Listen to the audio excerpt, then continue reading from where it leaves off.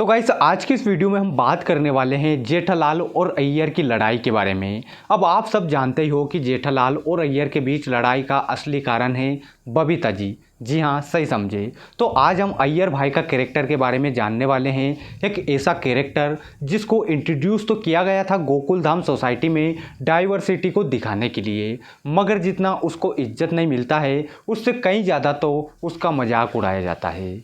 बबीता जी को क्लासी दिखाने के चक्कर में और जेठालाल के फ्लर्टी कैरेक्टर को कूल बनाने के चक्कर में अय्यर को एक पॉजिटिव, इनसिक्योर और टॉक्सिक हस्बैंड बना दिया गया है। एक लॉजिकल, प्रैक्टिकल और डिग्निफाइड साइंटिस्ट को सरकास्टिक और गुस्से वाला बना के क्या मेकर्स उनके रियल पर्सनालिटी को दिखाना चाहते थे या फिर बस उसका इस्तेमाल किया गया है जेठालाल को हीरो बनाने के लिए। तो वीडियो स्टार्ट करने से पहले एक छोटा सा डिस्क्लेमर दे देना चाहता हूँ। तो गाइस यह वीडियो सिर्फ और सिर्फ इंटरटेनमेंट पर्पस के लिए बनाया गया है। यहाँ पर हम लोग कोई भी रियल एक्टर के बारे में बात नहीं करते, बल्कि उस कैरेक्टर को एनालाइज करते हैं और बस फन वे में बात करते हैं ताकि आपका मनोरंजन हो सके। मुझे अय्यर भाई से कोई पर्सनली दुश्मनी नहीं है और वैसे मैं तारक मेहता सीरियल देखता भी हूँ और पसंद भी करता हूँ। और अगर आपको अब भी लगता है कि इस वीडियो को देखने से आपका इमोशंस को हर्ट हो सकता है तो आप वीडियो को यहीं छोड़ सकते हो। तो चलिए शुरू करते हैं।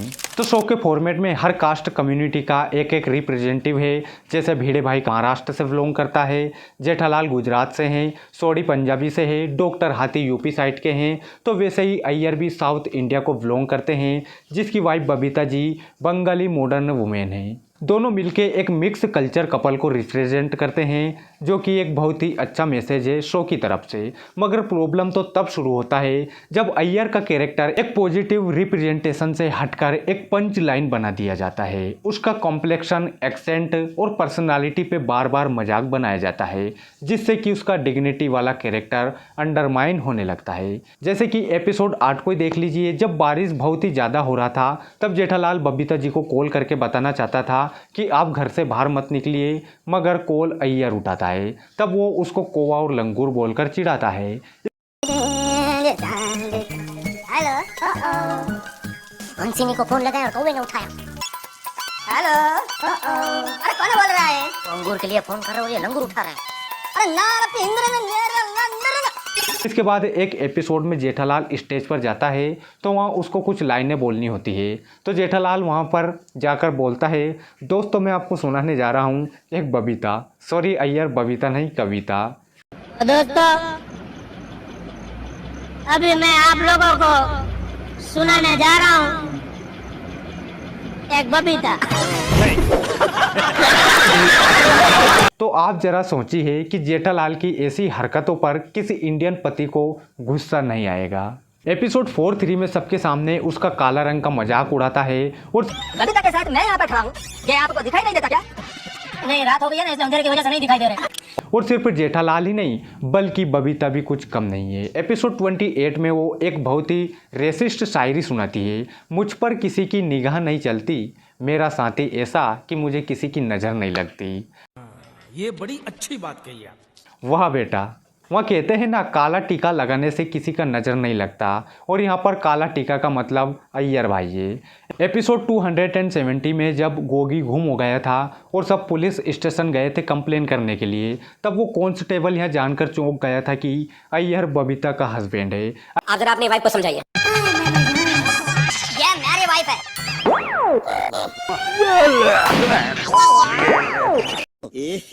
रहा नहीं जाता, तड़प ही ऐसी है ना। अगेन क्लियरली यहाँ पर उसका लुक्स को लेकर मजाक बनाया गया था। एपिसोड 100831 में जब चंकी बबीता जी की फोटो को देखता है तब उसको लगता है कि अय्यर बबीता का बॉडीगार्ड है।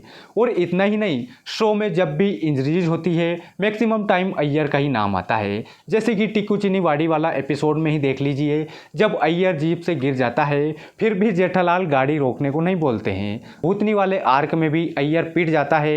एपिसोड 141 में भी जेठालाल अय्यर को जानबूझ के पिटवा देता है। और जब सोसाइटी में टेम्पो फंस गया था तब भी अय्यर को ही चोट लगता है। इसके अलावा भिड़े के गले में जब सीटी अटक गया था और जब दया सीटी निकालने के लिए भिड़े की पीठ में मारने वाली थी तब जेठालाल जानबूझकर भिड़े को साइड करके अय्यर को पिटवा देता है। बेचारे अय्यर की कोई इज्जत ही नहीं है साइंटिस्ट होने के बावजूद भी। अब चलो एक या दो बार होता तो समझ में आता, लेकिन यहाँ एक पैटर्न बना दिया गया है। हर बार पेन, इंसल्ट, इंजरी और ह्यूमिलेशन अय्यर के नाम पे ही लिखा जाता है, लेकिन यह सब जेठालाल मेहता साहब भिड़े के साथ कभी नहीं होता और ना ही इनके ऊपर कोई इंटेंशनली पिटाई का सीन लिखा जाता है। हाँ ठीक है, चलो अब यहाँ बात भी मान लेते हैं कि अय्यर भी कोई दूध का धुला हुआ नहीं है। वहाँ भी जेठालाल का मजाक बनाने के लिए एक भी मौका नहीं छोड़ता, मगर उसका सभी एक्शंस जस्टिफाइड है क्योंकि जेठालाल सबके सामने बबीता जी के ऊपर लाइन मारता है और उनके साथ फ्लर्ट करता है।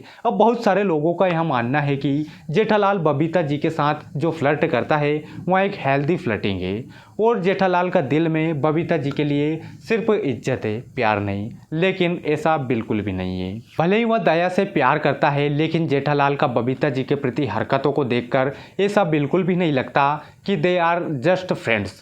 जैसे कि इस वाले सीन में ही देख लीजिए, जब अय्यर बोलता है कि हम लोग डॉक्टर हाथी के घर से आ रहे हैं और एक गुड न्यूज़ है, और यह सुनने के बाद जेठालाल का रिएक्शन तो देखिए, गुड न्यूज़ है। आई मीन अगर बबीता जी सिर्फ उसकी फ्रेंड थी तो गुड न्यूज़ वाला बात सुन के उसका हार्ट फेल क्यों हो रहा था, और उसको क्या फ़र्क पड़ता है अगर बबीता जी प्रेग्नेंट भी हो गई थी। तो इसके बाद मून आर्क में जब बबीता जी जेठालाल को फ्लो में बोलती है कि उसको चांद बहुत ज़्यादा पसंद है, तो अपना दीवाना जेठिया 40,000 रुपये खर्च करके चांद में एक फ्लोट खरीद लेता है। हाँ मालूम है यह बात सपने में थी, लेकिन फिर भी वह बार बार बबीता जी और चांद के बारे में ही सोच रहा था, इसलिए उसको ऐसा सपना आया था। और अगर यह बात सपना नहीं होता और सच में TMKOC का यूनिवर्स में चांद में फ्लोट खरीदने का लीगल होता, तो अपना दीवाना जेठिया बबीता जी के लिए एक फ्लोट खरीद ही लेता, इसमें कोई शक नहीं है।